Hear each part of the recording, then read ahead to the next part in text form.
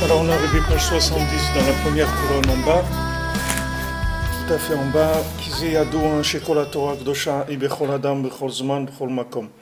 Parce que c'est connu que toute la Torah, elle concerne chaque individu dans chaque époque et dans tout endroit. C'est-à-dire que la Torah n'est pas limitée à un moment ou à une époque ou à une situation. Elle englobe absolument tous les cas de figure qui peuvent se présenter dans le monde.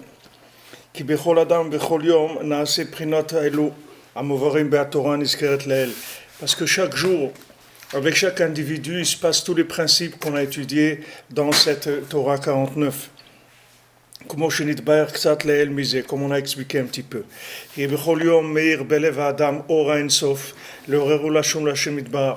Parce que chaque jour, il y a la lumière infinie qui éclaire dans le cœur de chacun pour l'éveiller à se rapprocher d'Hachem. Et ça, c'est chaque individu, peu importe son niveau et l'époque dans laquelle il vit. C'est-à-dire que chaque jour, il y a un éveil gratuit que Hachem y fait dans le cœur de chacun pour avoir une envie de progresser. Il y a des jours où on le sent un peu plus, il y a des jours où on le sent un peu moins, mais en tout cas, c'est tous les jours que cette action elle est faite, que Akadosh Baruch Hu, il envoie dans le cœur de chacun un petit éclair de lumière infinie pour lui donner un peu d'impulsion pour qu'il ait envie de sortir de là où il est et progresser. Et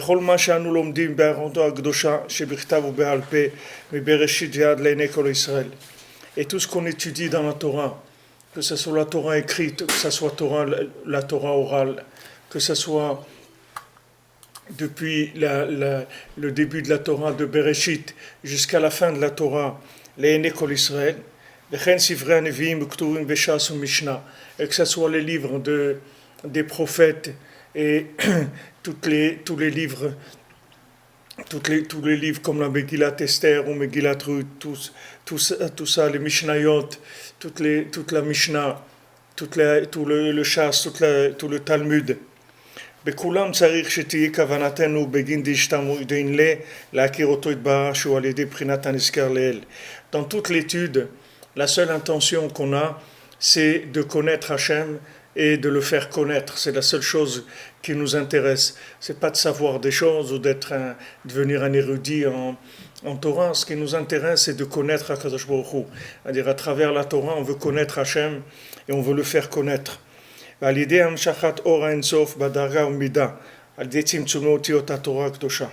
on a besoin de la Torah pour faire descendre la lumière d'Hachem infinie de façon mesurée et proportionnelle par la contraction de la lumière dans les lettres de la Torah. C'est-à-dire les lettres de la Torah, ce sont elles-mêmes des systèmes de contraction de lumière infinie. Les lettres de la Torah, c'est pas comme des lettres en français ou en anglais ou autre. Les lettres de la Torah, ce sont les lettres qui ont servi à la création du monde. Chaque lettre, c'est une contraction de l'infini. Le Aleph, le Bet, le Gimel, toutes les lettres, elles sont une formule de l'infini qui est contractée de cette façon-là. Et quand elles sont assemblées, elles créent des choses. C'est comme ça qu'Hachem, il a créé tout ce qu'il a créé dans le monde. Il a créé avec des lettres. Maintenant, le début, c'est la maison d'en haut, et la fin, c'est la maison d'en bas. C'est-à-dire qu'il y a un début et une fin dans chaque individu, dans tout ce qu'il y a dans le monde, il y a un début et une fin. Maintenant, la fin, il faut qu'elle corresponde au début. C'est-à-dire que la fin, c'est la maison d'en bas, puisque maintenant l'intention de toute étude de la Torah, de toute révélation de la Torah, c'est pour faire connaître HaKadosh Baruch Hu dans le monde. Le but maintenant de cette connaissance, c'est d'arriver à lui construire une maison, c'est-à-dire à le faire résider dans nos actions. C'est ça, faire construire une maison pour Hachem. C'est pas lui construire une belle maison. Une fois, j'avais été invité en Israël et pour que Hachem il protège. Mais j'étais invité, quelqu'un m'a invité pour parler dans des gens qui étaient endeuillés pendant les 7 jours. C'est des gens qui venaient d'Amérique, ils étaient endeuillés. Ils m'ont demandé de venir leur parler pour donner un petit peu de rizouk, etc. Alors comme c'était des gens assez aisés, alors je leur ai dit, regardez, vous avez sûrement envie de faire quelque chose pour votre défunt, de construire quelque chose, de faire quelque chose une synagogue ou quelque chose. Alors j'aurais dit, il vaut mieux que vous gardiez votre argent. Vous gardez votre argent, construisez pas de synagogue. Alors ils m'ont regardé comme ça. Il y a un rabbin qui dit de garder l'argent, c'est pas tellement courant. D'habitude les rabbins ils disent il faut donner de l'argent. Un rabbin qui dit garder l'argent, c'est un rabbin qui est pas très catholique. Alors je dis, ouais, gardez votre argent, parce qu'au lieu de construire une synagogue, si vous voulez faire du bien à votre ancêtre, c'est d'aller à la synagogue, c'est pas de la construire. Il y a des gens qui construisent des choses, mais eux, ils participent pas dans la chose. Alors maintenant, le but, c'est de vivre la chose, c'est pas de faire quand on dit construire une maison pour Hachem, ça veut dire qu'avant de la construire matériellement, on a déjà construit dans nos mesures à nous, on a fait résider Hachem dans nos actions. C'est-à-dire on est arrivé à faire descendre la lumière infinie dans notre comportement de manière à changer notre comportement. C'est ce qu'on vise ici, c'est-à-dire un changement de notre comportement. C'est pas de savoir des choses. Donc on a besoin que la maison d'en haut, elle soit liée avec la maison d'en bas. C'est-à-dire que maintenant, comme on dit, sauf marshavatrila, la fin de l'action, elle était au début dans la pensée. Alors maintenant, quand on étudie un livre, c'est la même chose. Le début du livre, c'est juste un appel pour inspirer, pour commencer à recevoir de la lumière. Et quand on arrive à la fin du livre, normalement, on doit être arrivé à la pratique de cette lumière-là qu'on a vue au début. Donc tous les livres de la Torah, ils sont basés sur ça. Quand on dit Bereshit, alors Bereshit c'est le Reshit, c'est le début. Le début, alors Akadosh Baruch Hu a créé le ciel et la terre, etc. Maintenant tout ça, ça doit nous amener à quoi? L'Eine Kol Israël, aux yeux de tout l'homme Israël, c'est-à-dire que tout le monde voit la grandeur d'Hachem. C'est ça le but de Bereshit. Quand on lit Bereshit, on ne sait pas où on va. Ok, Akadosh Baruch Hu a créé le ciel, la terre, etc. Pourquoi tout ça? Pourquoi? Alors après, ça continue, jusqu'à qu'on arrive à la fin de Dvarim, où on arrive à la fin de la Torah, que les dernières paroles de la Torah, elles sont les aînés Kol Israël. Ça veut dire que le but, c'est d'arriver à ce que tout le monde voit que c'est Hachem qui a créé le monde, que c'est Hachem qui se trouve dans chaque chose et dans chacune des épreuves qu'on passe dans ce monde. On est là que pour se rendre compte qu'il y a Hachem avec nous. Comme quelqu'un qui m'a raconté hier, qui m'a envoyé un message, et c'est une dame, elle a raconté qu'elle arrivait à l'aéroport ou à la gare, elle arrivait à la gare dans une ville, et elle avait plusieurs valises, et elle était avec sa fille, et maintenant l'heure, c'était une heure très tard, c'était 23h30, et il n'y avait plus de transport en commun, plus rien du tout. Et sa fille, elle était soucieuse, elle lui a demandé, maman, comment on va faire, etc. On a plusieurs valises, comment on va faire? Alors sa mère, elle a dit, viens, on va demander à Hachem de nous aider. Alors elle a demandé à Hachem, elle a dit, voilà Hachem, on arrive là, il n'y a pas de transport, il n'y a rien, on a des valises, aide-nous à trouver un moyen de transport pour entrer chez nous. Et bon, Hachem, ils sont arrivés, il y a quelqu'un qui est passé à côté d'eux, qui dit, oh, je peux vous aider, etc. Et il les a accompagnés là où ils devaient aller. Ils ont vu que Akadosh Baruch Hu, il est là. C'est comme ça qu'on doit vivre. Même s'il n'y a pas de transport en commun, même s'il n'y a pas de... Hachem, il est toujours là. Même quand les transports en commun ne sont pas là, lui, il est toujours là. Il peut mettre dans la tête de quelqu'un de passer à côté de vous, d'avoir envie de vous emmener. Et tout, c'est comme ça. Tout ce que vous avez besoin, c'est possible qu'Hachem il amène quelqu'un qui fasse... Alors ça s'appelle Betatata, ça s'appelle construire la maison d'en bas. Construire la maison d'en bas, c'est-à-dire vivre avec lui et se rendre compte de sa présence Donc ça, c'est Einé Kol Israël, ça c'est le but de Bereshit. Alors, au Klal HaSeder, au Masechet, au Prinat Amshachat Haor Be'adarga Mida Lemida. Maintenant, quand on étudie un livre, c'est pour démarrer au début d'une lumière infinie, et petit à petit, on avance et on fait des récipients, et on s'approche petit à petit, on s'approche de la lumière contractée et qu'on va saisir, c'est-à-dire qu'on puisse la saisir de manière à ce qu'elle puisse avoir accès dans nos comportements. Le but, c'est que cette lumière-là, qu'au début, on la capte avec notre cerveau, elle rentre dans notre cœur, c'est une grande lumière, c'est beau, ça nous plaît, etc. Le but, c'est de distiller cette lumière de manière à ce qu'elle soit dans notre comportement. Comme je vous dis toujours, disait Rav Chaikin Alav Shalom, que la vodka, ça se fait avec des pommes de terre, mais si tu manges des pommes de terre, tu ne te saoules pas. Parce que maintenant, bien que la vodka, on l'a fait avec les pommes de terre, mais il faut extraire la vodka de la pomme de terre. Maintenant, quelqu'un, il commence un livre, il commence une étude. Alors le livre, au début, il est très intéressant, c'est nouveau, etc. Il y a un enthousiasme dans le cœur. Mais le but, à la fin, c'est que ce livre, il nous ait changé. S'il ne nous a pas changé, alors ça veut dire qu'il y a un problème. Il y a un problème dans l'approche. C'est-à-dire, soit on n'a pas les explications qu'il faut, c'est-à-dire on ne sait pas interpréter comme il faut. On a besoin de quelqu'un qui nous traduise dans notre langage, c'est-à-dire qui nous amène les notions à notre portée. Soit à un moment, des fois, on peut se perdre, partir dans d'autres chemins. Alors maintenant, quand on étudie un livre, c'est pour arriver à changer des comportements. Et donc, changer des comportements, c'est-à-dire arriver à être un dessinateur du bien. C'est-à-dire qu'on arrive à capter la lumière infinie et à la dessiner en quelque chose de bien. Comme si vous prenez quelqu'un qui a un pinceau avec de l'encre, avec des couleurs. Alors quelqu'un qui sait dessiner, il va prendre ça, il va vous faire quelque chose de magnifique. Et quelqu'un qui ne sait pas, il va faire des grabouillages, c'est tout. Il va.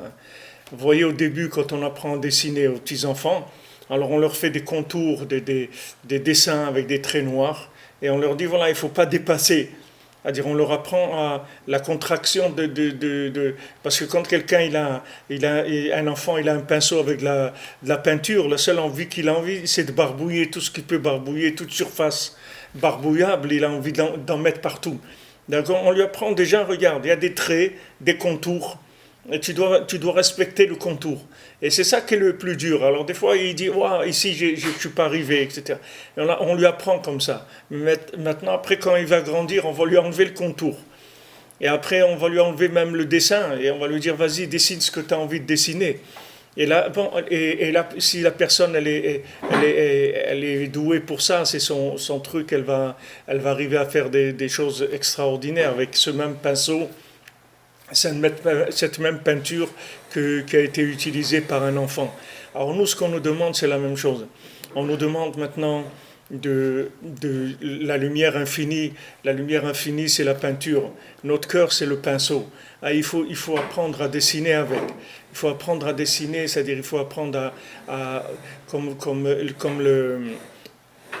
la Gemara elle dit dans Brachot, un tzur kelokenu, c'est-à-dire il n'y a pas un roc comme Hachem.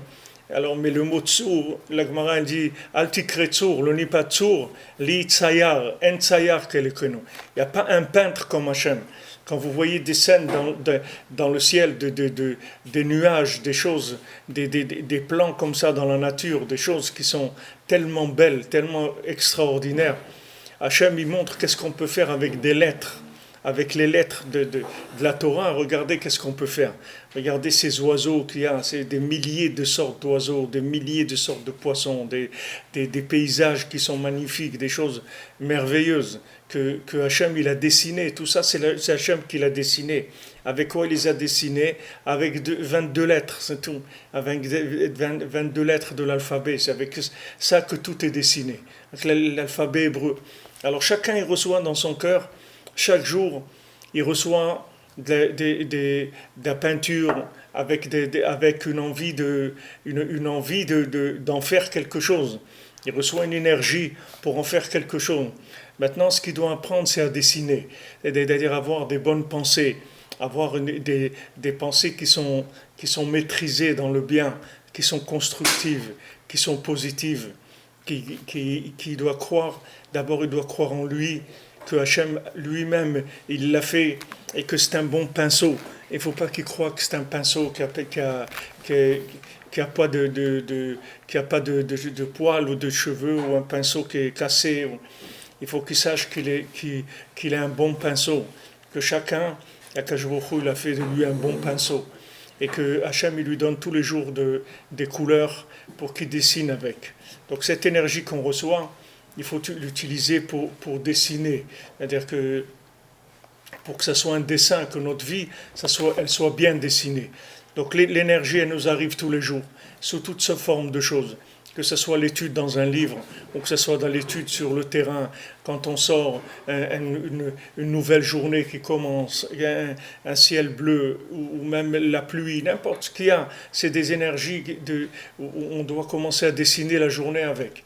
Donc maintenant, on a besoin de contracter cette lumière et de la faire descendre dans notre comportement. Valken Arshak de Shavuot.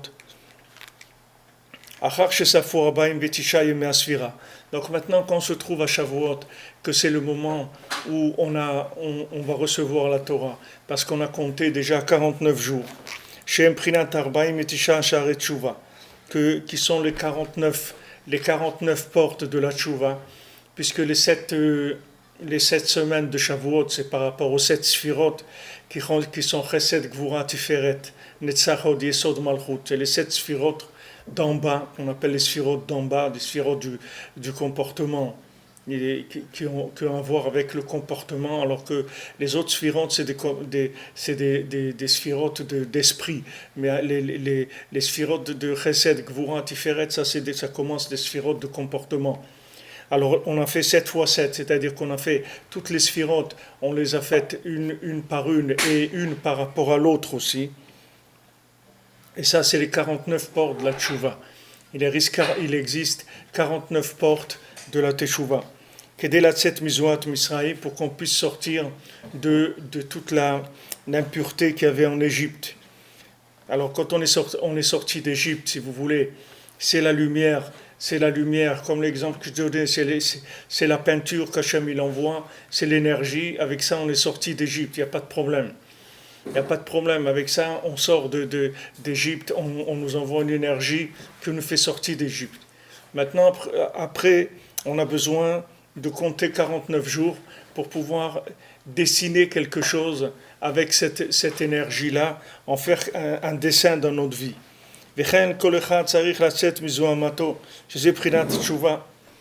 Et maintenant, chacun individuellement, il doit sortir de son impureté, il doit sortir de l'emprise de la matière, combien la matière elle a d'emprise sur lui. Chacun il est prisonnier dans la matière, dans le dalet, comme on a vu, ce dalet-là, c'est-à-dire cette pauvreté de ce monde. Comment les gens ils sont pris dans la pauvreté de ce monde, et qu'ils font de leur vie quelque chose de tellement pauvre par rapport à ce qu'ils pourraient faire. C'est comme si quelqu'un il a reçu une palette de couleurs, de milliers de couleurs extraordinaires, des bleus, des verts, des oranges, des couleurs extraordinaires. Et on lui dit alors qu'est-ce que tu as fait avec tout ça? Et il dit voilà, j'ai fait un point noir. J'ai fait un point noir. Il dit quoi? Tout ça pour que tu fasses ça? Et il dit qu'est-ce que vous voulez que je fasse? Là, je suis arrivé, j'ai fait un point noir, c'est tout. Alors maintenant, c'est dommage que quelqu'un il utilise toutes ces énergies-là avec un comportement tellement pauvre, c'est-à-dire tellement pauvre, aller vers l'argent, aller vers le plaisir, aller vers les honneurs, aller vers toutes ces choses-là. Il y a des méthodes pour faire de sa vie quelque chose d'un un peu plus raffiné, un peu plus noble que ça. Donc chacun, il doit sortir de cet esclavage de la matière, c'est-à-dire de la vision de la vie qui est vue d'en bas, c'est-à-dire qui est vue d'en bas pour des êtres d'en bas. Ce qu'on a besoin, c'est la vie vue par un être d'en haut, vécue par un être d'en bas.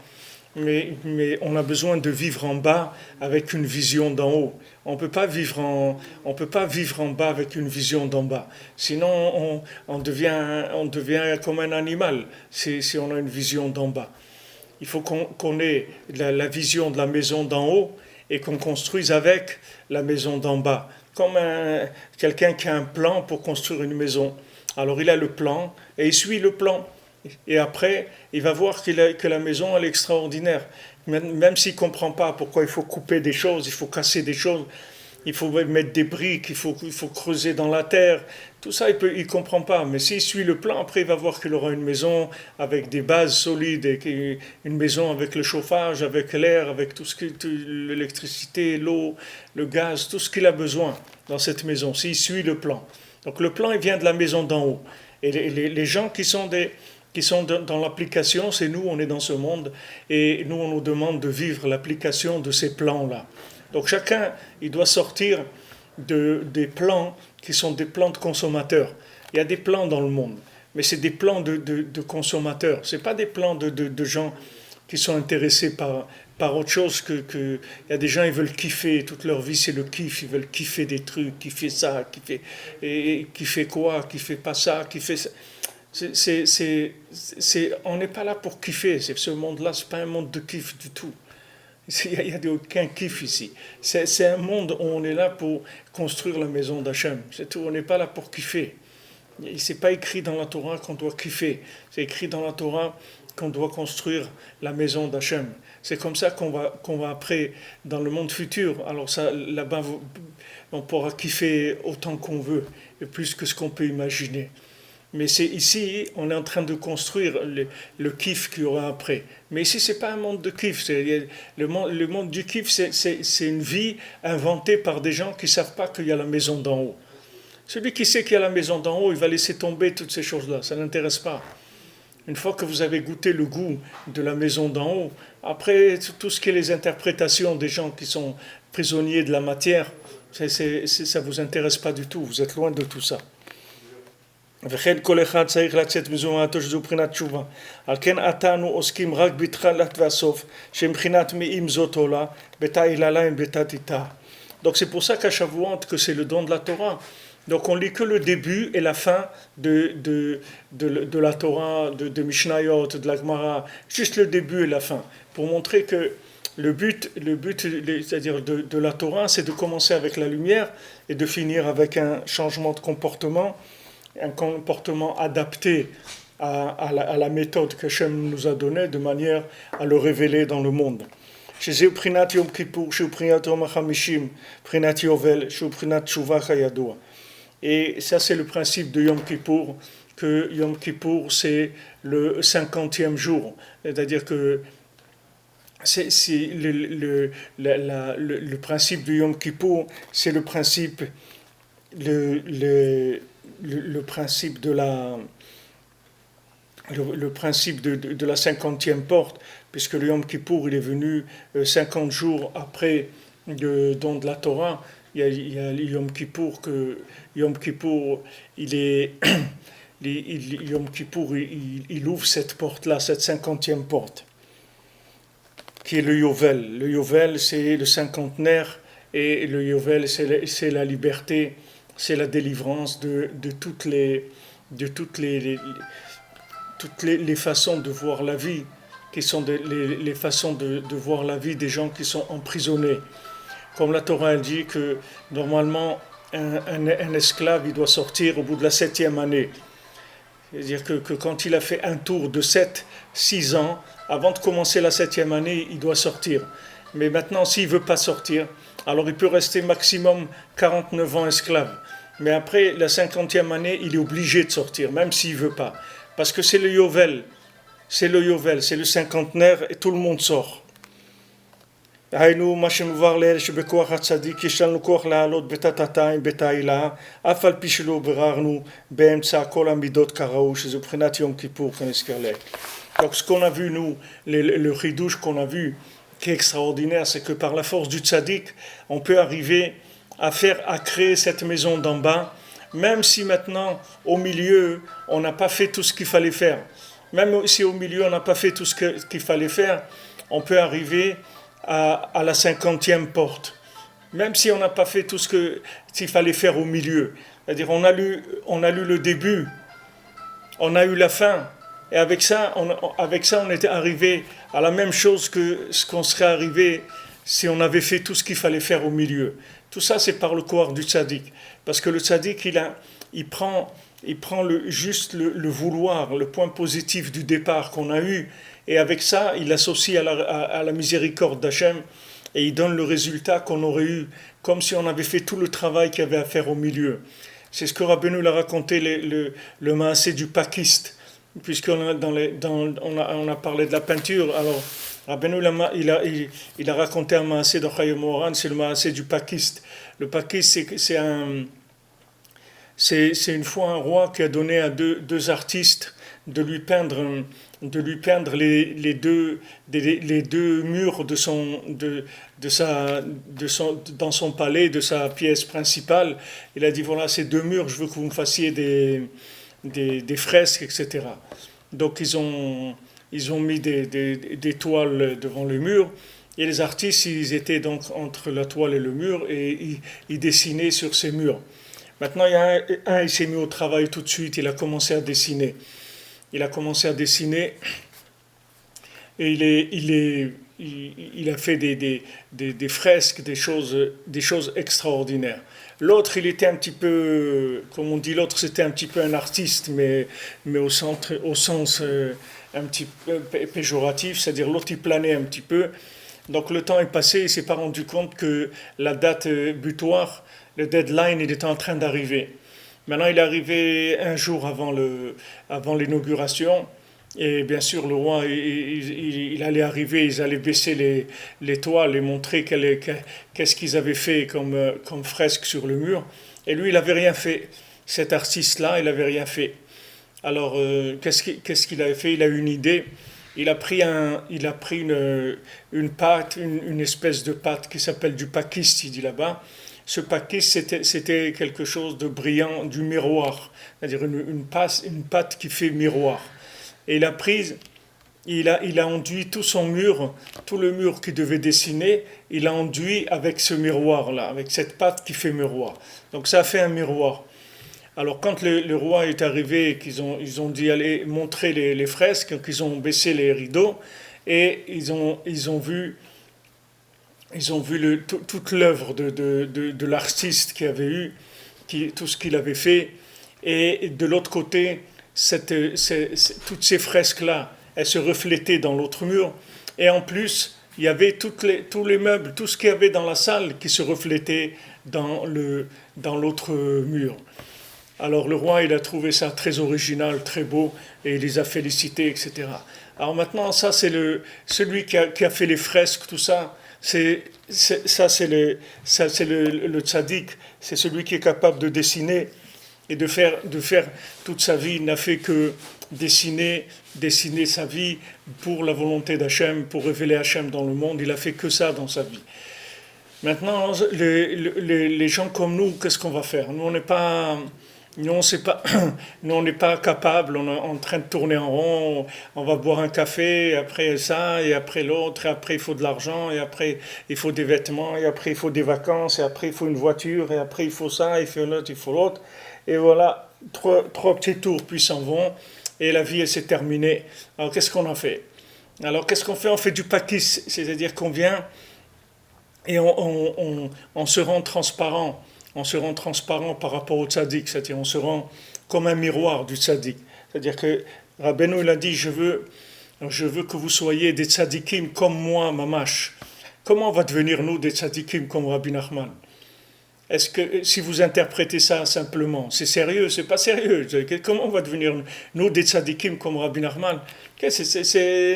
Rabbi Nachman, il a dit d'abord qu'il n'y aura jamais personne comme lui. C'est le dernier tzaddik qu'il y a eu dans le monde. Il est venu, Hachem, il l'a envoyé, le plus grand tzaddik qu'il y ait jamais eu dans le monde pour réparer toutes les âmes. Comment on va devenir des tzaddikim comme lui? C'est impossible. On peut devenir des miroirs. Et c'est vrai qu'on peut devenir comme lui, c'est-à-dire on peut refléter sa lumière et d'avoir le mérite de refléter sa lumière. Et ça, c'est extraordinaire. Quelqu'un, il arrive à se polir, à se polir. Comment il se polit? Pour se polir, pour se polir, il faut se faire limer. Il faut se faire limer dans la vie. Alors, chacun, il a des situations qui vont le limer dans la vie. Des situations qui vont le polir, qui vont le rendre un miroir. Et quand il deviendra un miroir, il va refléter toute la lumière du tzaddik et toute la lumière d'Hachem, toute la lumière qui existe dans tous les mondes. Il va arriver à les refléter. Pas parce qu'il s'est dessiné, c'est parce qu'il sait qu'il ne s'est pas dessiné. Comme il sait qu'il ne s'est pas dessiné, alors il s'est dit, tiens, voilà, il y a ce pakiste-là, il y a cette patte-là qui est du miroir. Et voilà, en un jour, il a fait un jour ou quelques jours, je ne me rappelle pas exactement s'il y a un nombre de jours là-bas mais je sais qu'il était arrivé à la fin. Donc il a fait ce miroir, et ce miroir, il a complètement reflété la lumière de toutes les fresques qui avaient été faites par l'artiste, le véritable artiste. Alors maintenant, nous, on arrive Yom Kippour, c'est la même chose. Qu'est-ce qu'on va faire Yom Kippour? On va dire on a fauté, etc. Alors qu'on sait que dans quelques heures, on va recommencer encore. C'est malgré nous, qu'est-ce qu'on peut faire? On n'est pas on est comme on est. C'est pas. Mais le tzaddik, lui, ce qu'il fait, c'est qu'il arrive à nous connecter malgré qu'on n'ait pas dessiné tout ce qu'il fallait dessiner entre le début et la fin. Entre le début et la fin, normalement, on aurait dû faire tout le travail qu'il y a à faire au milieu pour arriver à la fin. Mais le tzaddik, il nous amène directement à la fin, bien qu'on n'ait pas fait toutes les étapes qu'on aurait dû faire normalement au milieu. Tout le travail qu'il aurait fallu faire pour dessiner, on n'a pas dessiné. Alors lui, il nous amène directement au résultat, et donc la chose, elle se reflète en nous, c'est-à-dire Hachem, il se reflète en nous, bien qu'on n'ait pas fait tous les travaux qui soient au milieu.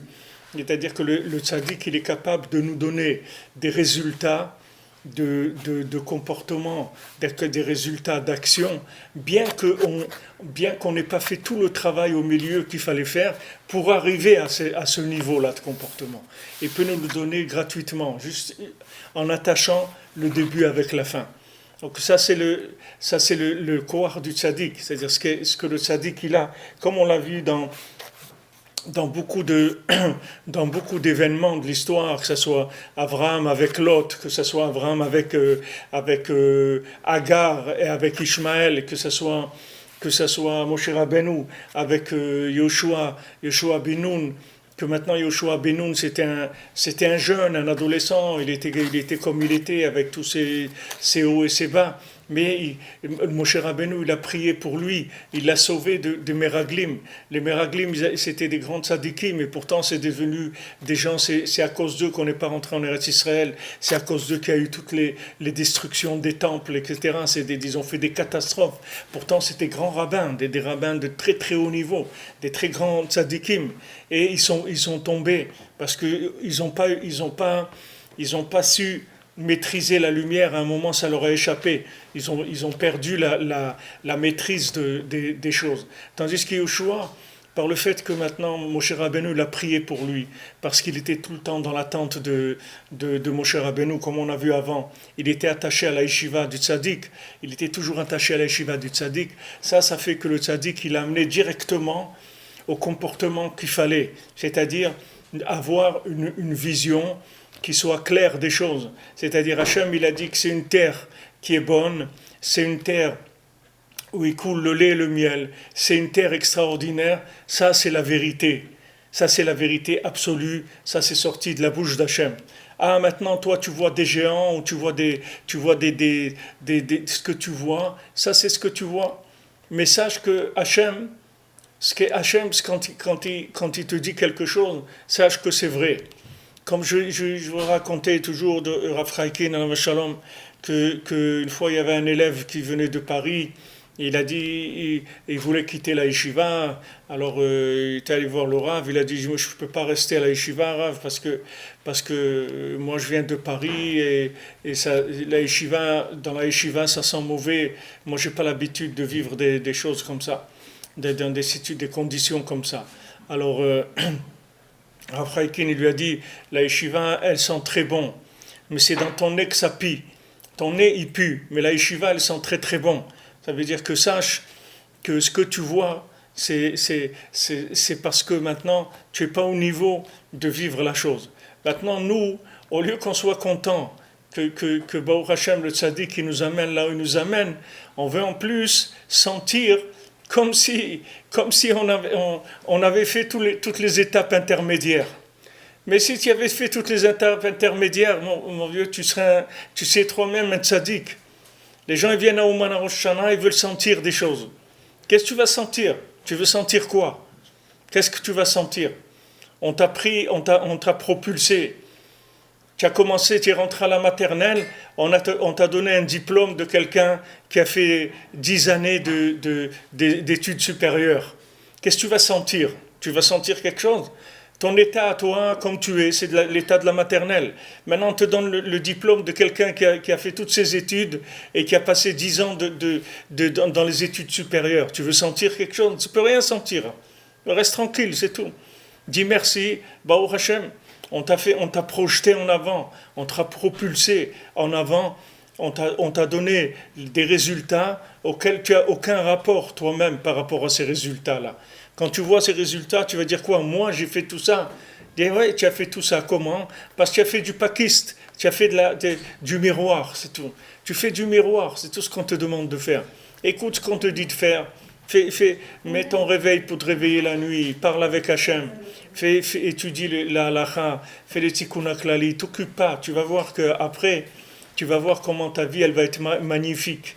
Et même si tu vois rien, ne t'occupe pas, c'est sûr que tu as gagné. Parce que le tzaddik, il va te propulser directement dans le résultat. Comme Yoshua Ben Nun. Yoshua Ben Nun, il était comme il était, mais il est devenu si vous voulez, la réincarnation, ou la réincarnation, d'abord l'incarnation et la réincarnation de Moshe Rabbeinu. C'est ce qui est écrit dans le livre de Yoshua, que Moshe Rabbeinu, il a dit, comme on le voit maintenant dans les parachutes tournés, Moshe Rabbeinu dans le Sefer Dvarim, Mishneh Torah, Moshe Rabbeinu, qu'est-ce qu'il nous dit? Il nous dit, regardez, je sais qu'une fois que je vais mourir, vous allez fauter. C'est-à-dire, Rabbi Nathan, il explique que si tu considères que le tzaddik, il est mort, tu vas fauter. Parce que la seule chance que tu as de réussir dans ta vie, quelque chose, c'est de vivre la réincarnation du tzaddik. C'est-à-dire que le tzaddik, il s'incarne en toi. C'est comme ça que tu vas vivre. Alors lui, Yoshua Ben Nun, lui, dans Sefer Yoshua, il dit qu'on voit que toute l'époque de Yoshua, les gens, ils n'ont pas fauté. Et pourtant, Moshe Rabbeinu l'a dit, je sais que quand je vais mourir, vous allez fauter. On voit qu'il est mort. Et toute l'époque de Yoshua, on n'a pas fauté. Alors, la Baraché dit que de là, on apprend que tant qu'il y a un élève du Rav qui est vivant, alors le Rav, il n'est pas mort. C'est-à-dire que maintenant, nous, notre but, c'est d'incarner, comme on dit, comme dans un film. C'est la même chose. C'est la même chose. C'est exactement pareil. C'est-à-dire que quelqu'un, il va jouer le rôle de quelqu'un d'autre. Que cette personne, elle n'est plus là aujourd'hui. Elle n'est plus là. Mais il y a un artiste, quelqu'un qui est un acteur de cinéma. Il va se mettre dans la peau de cette personne-là. Il va rentrer dedans, il va prendre le scénario comme il faut, il va le vivre, mamache, il va devenir... Et souvent, il y a des artistes de cinéma qui ont eu du mal, ils ont raconté qu'ils ont eu du mal à se débarrasser de l'individu qu'ils ont vécu. Il y a des gens, ça les a poursuivis toute leur vie, ce personnage qu'ils ont voulu vivre. Il y en a même qui se sont suicidés après, qui ont joué des rôles, qui après se sont suicidés, parce qu'ils sont tellement rentrés dans le personnage qu'ils sont redevenus la réincarnation du personnage lui-même. Alors maintenant, regardez Yoshua Ben Nun, d'où il part. Il part d'un jeune adolescent, avec tous ces troubles d'un adolescent. Maintenant, lui, il s'attache à Moshe Rabbeinu, il ne bouge pas de la yeshiva de Moshe Rabbeinu. Il dit, voilà, moi, je ne bouge pas de la yeshiva du tzaddik, c'est tout. Moi, je suis attaché à la yeshiva du tzaddik, c'est ça ma place. Avec ça, il devient lui-même la réincarnation de Moshe Rabbeinu.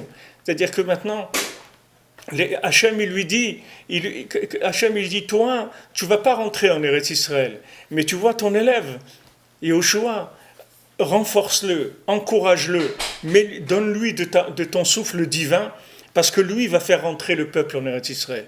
C'est-à-dire que maintenant, le but, c'est d'arriver à réincarner le tzaddik complètement, c'est-à-dire de devenir transparent par rapport au tzaddik. C'est comme si vous héritez de la fortune de quelqu'un. Au lieu maintenant d'aller commencer à travailler, à commencer à aller vendre des boîtes d'allumettes ou des ampoules électriques ou n'importe quoi, vous héritez de la fortune de quelqu'un. Quelqu'un vient et vous dit, regarde, gère ma fortune. Voilà, je te donne ma fortune, gère-la, c'est tout. C'est sûr que c'est mieux. Avant que vous arriviez à cette fortune-là, vous pouvez vivre 500 ans avant d'arriver à cette fortune-là. Et c'est pas sûr que vous allez réussir. Même si vous vivez 500 ans, vous pouvez sortir en faillite après 500 ans.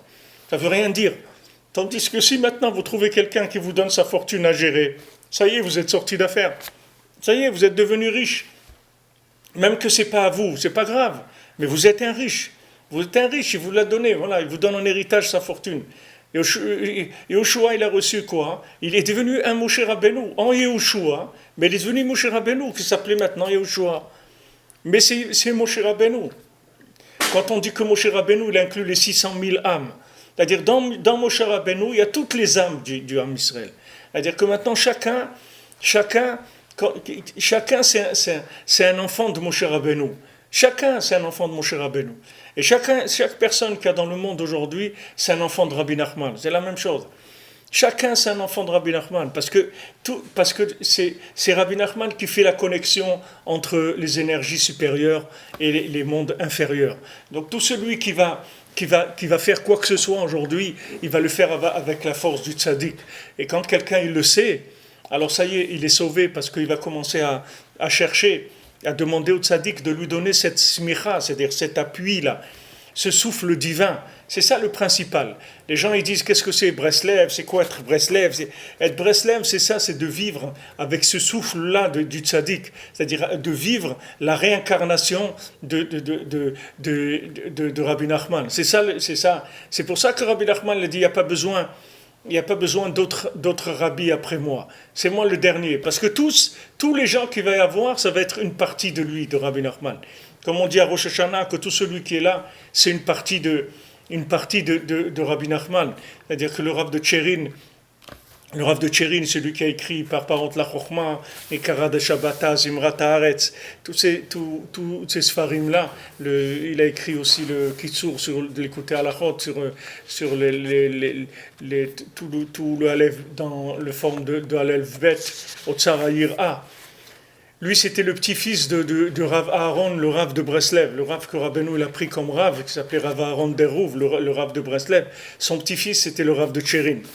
C'était des très grands rabbanim, des gens très très élevés. Alors lui, le Rav de Tchérin, il dit, c'est-à-dire lui, à Rosh Hashanah, il regardait chaque personne qui était venue à Rosh Hashanah, il allait le regarder.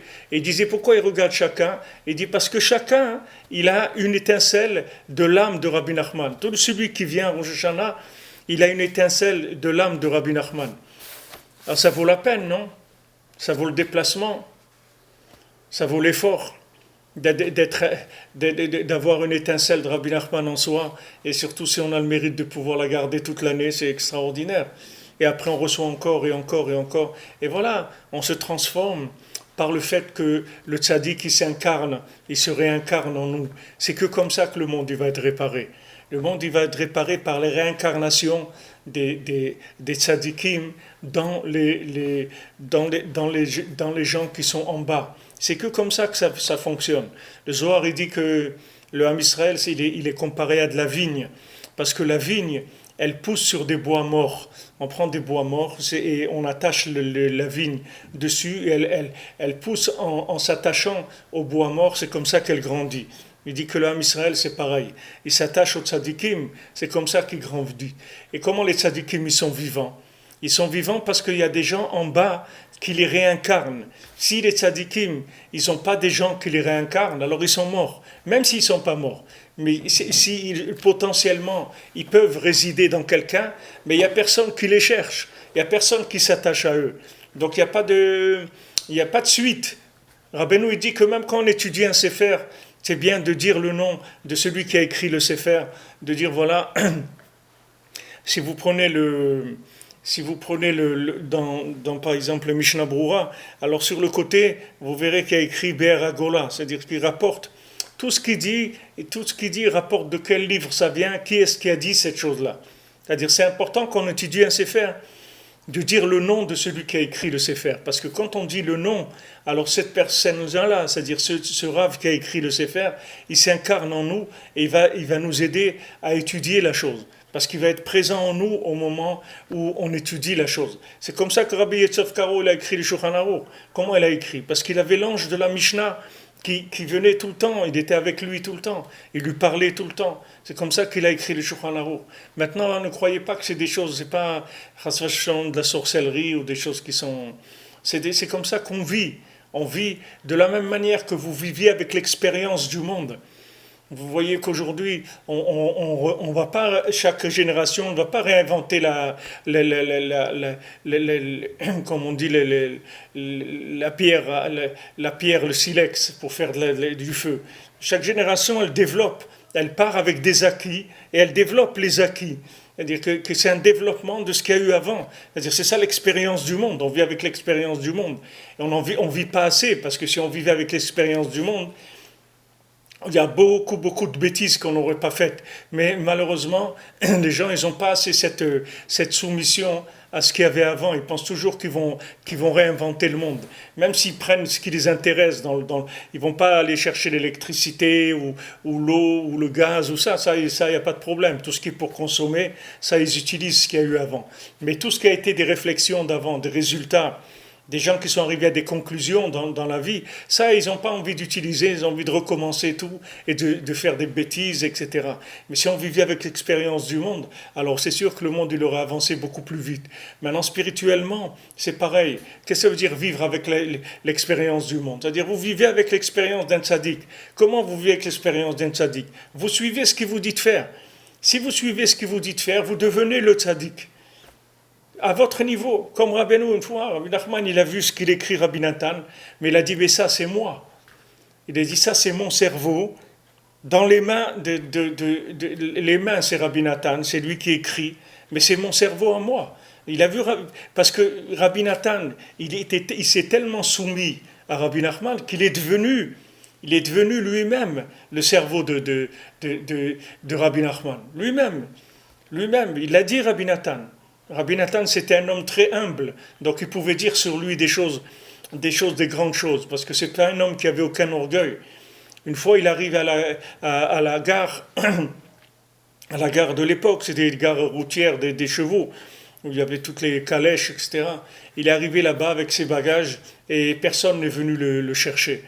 Alors il a porté ses bagages de l'endroit de la gare routière à l'endroit où il devait aller, je ne sais pas si c'était à Ouman ou dans une autre ville, mais en tout cas il devait porter ses bagages. Et quand quelqu'un après est venu à sa rencontre, quand il était déjà presque arrivé et tout, alors Rabbi Nathan il lui a dit, je ne savais pas que le cerveau du monde, il devait porter ses valises aussi. C'est-à-dire, Rabbi Nathan, il était un petit peu dur avec lui. Il dirait, avec tout ce que je fais pour vous, au moins ces choses-là, des trucs pratiques comme ça, de porter les valises, au moins que vous le fassiez, que vous fassiez ça. Mais si je dois le faire, alors c'est dommage pour vous, c'est dommage pour moi, c'est dommage pour vous. Il y a des choses qui sont des choses matérielles. C'est dommage que celui qui est avancé, il doit s'occuper aussi de ça, et aussi de ça, et aussi de ça. C'est dommage parce qu'il a autre chose à faire que de faire ça. Alors, c'est comme ça que Rabbeinu, il a vu dans Rabbi Nathan, que Rabbi Nathan, il s'est tellement soumis à Rabbi Nachman qu'il est devenu Rabbi Nachman en Rabbi Nathan. C'est-à-dire que Rabbi Nachman, il est rentré dans Rabbi Nathan, dans sa forme à lui. Comme si vous prenez de l'eau qui épouse la forme du récipient dans lequel vous allez la mettre. Si c'est un bol, alors ça devient un bol. Si c'est une bouteille, ou si c'est une casserole ou un verre, là où le récipient, l'eau, elle va prendre la forme. Maintenant, le tzaddik, il prend la forme de l'individu et l'individu va devenir lui-même un tzaddik, comme Rabbi Nachman Mamash, à son niveau à lui. C'est-à-dire il va rentrer cette lumière en lui et il va devenir cette chose-là, alors que lui, s'il devait se mettre au travail pour arriver à produire ça, jamais de sa vie il serait arrivé. Vous croyez que Yeshua ben Nun serait arrivé à faire rentrer le peuple d'Israël en Eretz Israël? Il serait arrivé à faire tous ces miracles qu'il a fait, que même le soleil s'est arrêté. Il est arrivé à des miracles extraordinaires. Tout ça, c'était avec le Kohar de Moshe Rabbeinu, c'est tout. Tout ça, c'est parce que Moshe Rabbeinu, il était en lui. Donc ça, c'est très important de faire attention à cette continuité-là. C'est pour ça que je vous l'ai dit, et je vous le dirai beaucoup de fois, il faut faire attention que jamais que Chas v'Shalom, personne dans Breslev, jamais il se présente comme un rave. Il faut dire, moi je ne suis pas rave, moi je suis un élève de Rabbi Nachman. Parce que si quelqu'un il se présente comme un rave, ça veut dire que c'est lui qui va devenir la personne réincarnée. Et je veux dire, si c'est lui, et sauf qui peut, vous comprenez? Si c'est les rabbanim qu'on a aujourd'hui, que si quelqu'un va se réincarner dans ces gens-là, il vaut mieux qu'il se sauve vite, parce que c'est dangereux pour lui. Donc tous ces gens qui s'appellent des rabbanim et qui prennent des places de raves, on n'est pas des raves. Il faut savoir qu'on n'est pas des raves. Les gens, ils appellent rave un tel, on est des élèves de Rabbi Nachman, c'est tout. On est là pour faire continuer le flux de Rabbi Nachman dans le monde. Comme Yeshua ben Nun. Yeshua ben Nun, il ne vivait que avec l'image de son rave, c'est tout, c'est pas lui. Yeshua ben Nun de lui-même, il n'aurait même pas été capable de faire, c'est pas de faire traverser le fleuve, même la rue, il n'aurait pas pu faire traverser à quelqu'un. Qu'est-ce qu'il va faire de par lui-même? Mais le fait que maintenant, il est habité par le flux, par le souffle de son rave, alors il peut arriver à faire que son rave, il va agir avec lui. Et ça, c'est ça la possibilité qu'on donne à Rabbi Nachman. Rabbi Nachman, il a dit, sans moi, vous ne pourrez rien faire. Mais sans vous, moi aussi, je ne peux rien faire. C'est-à-dire, j'ai besoin de vous, mais pas le vous de ce que vous êtes, le vous de ce que vous n'êtes pas. C'est ça que j'ai besoin. J'ai besoin que vous ne soyez pas. Ce n'est pas que j'ai besoin que vous soyez. J'ai besoin que vous ne soyez pas vous et que vous soyez moi. C'est-à-dire que vous passiez votre vie à réincarner ma présence sur terre, mon souffle sur terre. Et à ce moment-là, vous allez voir que par vous, il va se passer des réparations extraordinaires. Parce que quand vous gérez l'affaire de quelqu'un, alors même si vous êtes un gérant, mais vous avez quand même une place extraordinaire. Yoshua, il avait une place extraordinaire. C'est lui qui a fait tout le travail de faire passer tout l'homme Israël, de faire entrer en Eretz Israël, et les guerres et tout Yoshua. Yoshua, c'est quelqu'un de très grand, mais c'est quelqu'un de très grand parce qu'il n'était pas Yoshua, parce qu'il était Yoshua de Moshe. Il était Yoshua de Moshe Rabbeinu. C'est-à-dire que c'était Moshe Rabbeinu en Yoshua. C'est-à-dire Hachem lui a dit, tu vas rentrer dans Yoshua. Renforce-le, donne-lui de ton souffle divin, rentre en lui, parce que ce que toi tu n'as pas fait, lui il va le faire. Il y a une halakha dans Shulchan Aruch, dans les chot Shrita, dans la chot de la Shrita, il y a des halakhot qu'on n'a pas le droit de faire la Shrita d'une vache et de son fils du veau dans la même journée. Et du père aussi, si on connaît le père aussi, on n'a pas le droit. Ni le père ni la mère, avec le petit, on n'a pas le droit de faire dans la même journée. On est obligé d'attendre minimum un jour. On peut pas faire, on peut pas faire avant. Pourquoi on est obligé d'attendre un jour? Alors Rabbi Nathan, il explique par rapport à ce qu'on étudie ici, qu'on a déjà vu dans un écouté à la ronde, mais par rapport à ce qu'on dit ici, on voit cette importance-là du vécu de l'enfant par rapport à son père, c'est-à-dire ou à sa mère. C'est-à-dire qu'un enfant, il est la réincarnation de son père et de sa mère. C'est-à-dire que c'est la continuité. Donc la Torah, elle interdit de tuer une vache et un veau le même jour. Parce qu'il faut au moins que le veau il vive un jour de plus que ses parents, de manière à être la réincarnation de ses parents au moins un jour. Après, on peut faire la shrita du veau si on a besoin. Mais il faut qu'il vive au moins un jour pour permettre aux parents de se réincarner dans l'enfant. Alors maintenant, nous, ce qu'on doit savoir, c'est que le maître de la génération, c'est lui notre force. C'est-à-dire nous, on ne sait pas dessiner. Mais nous, vous savez, comme quand quelqu'un il vous prend la main comme ça et il dessine avec votre main ou il écrit, il utilise votre main avec le crayon, comme ça on faisait quand on était petit, on nous prenait la main, et avec notre main il nous faisait dessiner. On voyait qu'on pouvait dessiner, c'est uniquement parce que nous on n'avait pas la maîtrise du crayon et tout, mais on voyait que voilà, on pouvait écrire une lettre et tout. Tout ça c'est une personne qui tenait notre main et qui nous faisait écrire. C'est exactement ce que le tzaddik fait. Le tzaddik qui nous utilise pour dessiner à travers nous. Il va dessiner notre vie, il va dessiner le monde, il va dessiner la réparation du monde à travers nous.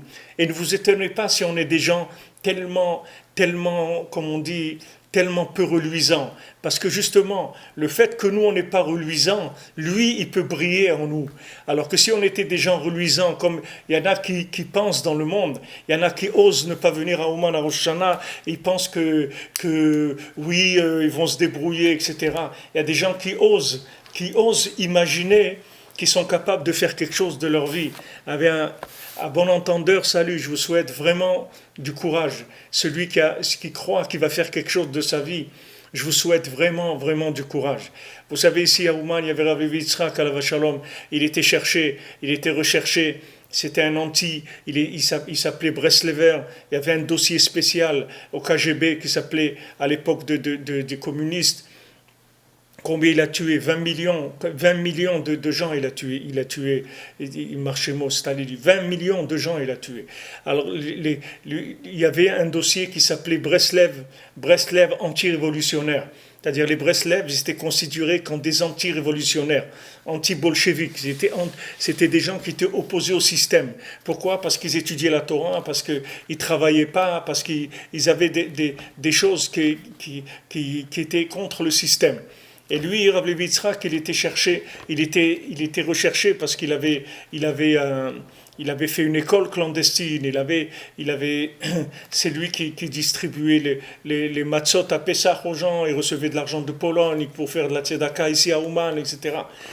Donc il a été repéré comme un des chefs anti-révolutionnaires. Donc sa tête, elle était mise à prix, c'est-à-dire qu'il était condamné à mort. Alors, il s'est sauvé, il a été habité à Moscou. Et il passait plusieurs heures tous les jours pour aller travailler. Il habitait dans la banlieue de Moscou. Mais quand il est arrivé à Erev Rosh Hashanah, alors il s'est préparé à venir à Ouman. Tous les gens lui ont dit, mais tu es fou, ils vont te tuer. Ils attendent que ça, tu vas arriver là-bas, ils vont te tuer.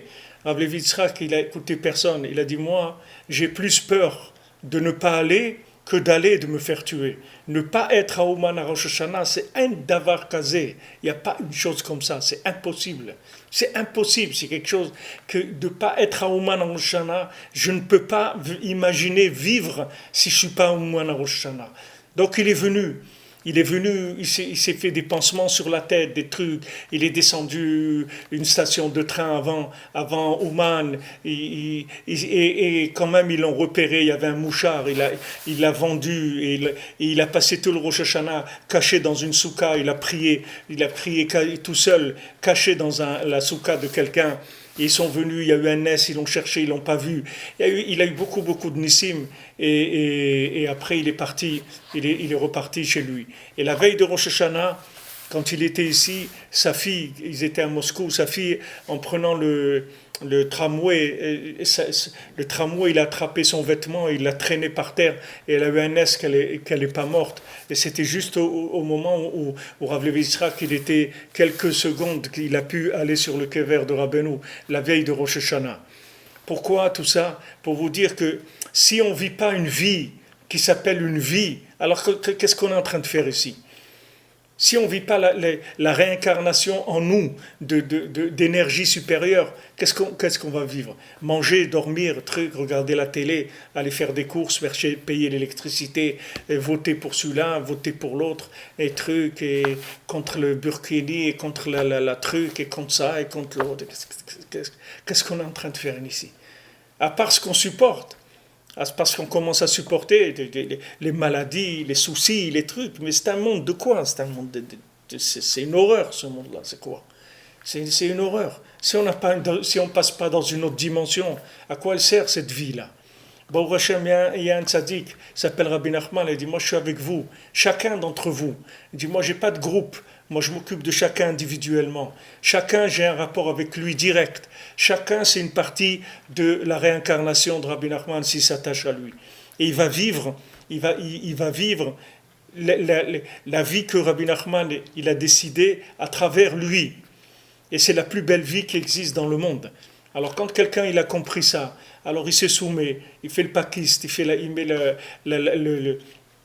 le miroir. Et après, quand il va baisser les rideaux, baissez les rideaux, vous allez voir qu'est-ce qu'il a fait dans sa vie. Tout ça par le corps du tzaddik. Comme Yoshua Ben-Nun, lui il est rien du tout. Lui il est rien. Yoshua Ben-Nun il est rien. Mais Yoshua Ben-Nun, il s'est soumis à Moshe Rabbeinu, c'est tout. Du moment où il s'est soumis, Hachem lui a dit, c'est lui que tu vas choisir. C'est lui que tu vas prendre. Lui, il va faire. Toi, tu vas faire à travers lui tout ce que tu devais faire. Tout ce que tu veux faire, tu devais. Et c'est comme ça que de génération en génération, les choses, elles se font. Et si les gens, ils se soumettaient à Rabbi Nachman, Behemet, le monde, il se répare en quelques jours. Il se répare. En quelques jours, Mashiach revient. Si les gens, ils se soumettaient à Rabbi Nachman.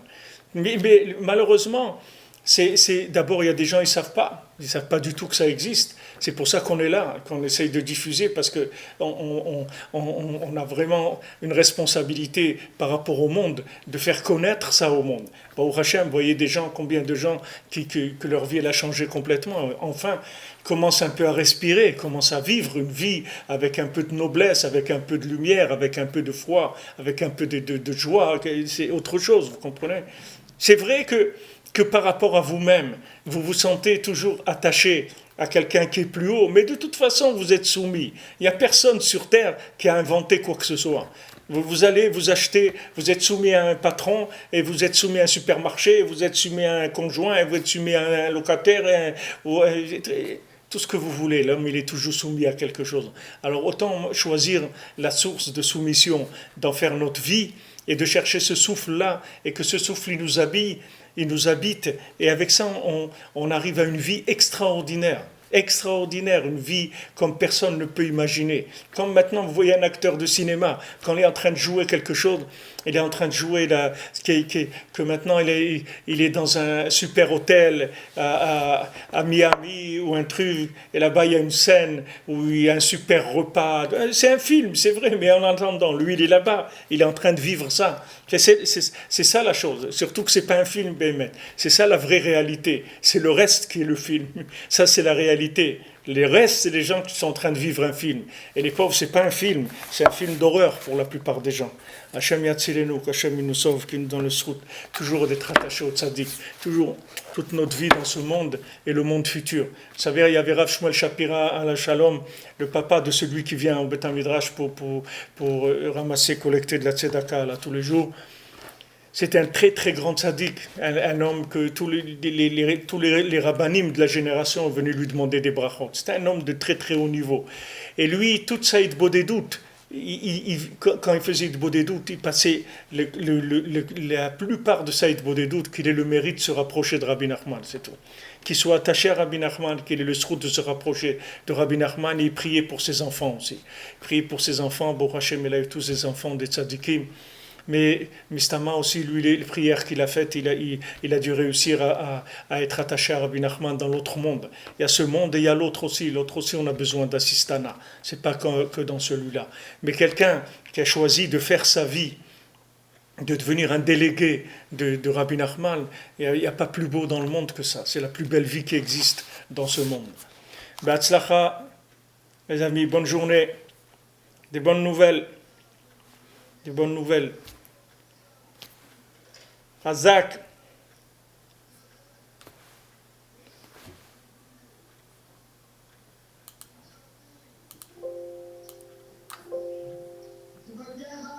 Baruch Hashem.